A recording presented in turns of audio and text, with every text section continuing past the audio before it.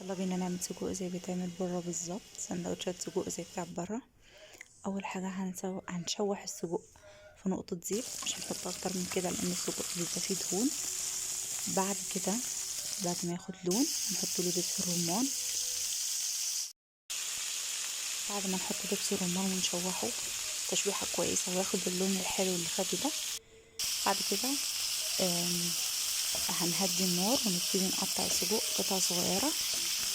وبعد ما اقطعه قطع صغيره هيبقى بالشكل اللي انتوا بتشوفوه دلوقتي. تمام كده.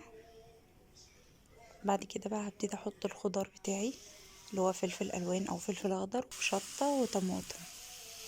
بس اول حاجه هحطها الشطه والفلفل الالوان، والطماطم هتبقى في الاخر خالص. تمام. بعد ما يتشوح تشويحه كويسه مع الشطه والفلفل الالوان نحط الطماطم. وبعد ما نحط الطماطم والطماطم تتشوح كويس جدا هنحط كمون وفلفل وبابريكا. بعد كده بنعمل احلى سندوتشات سجق.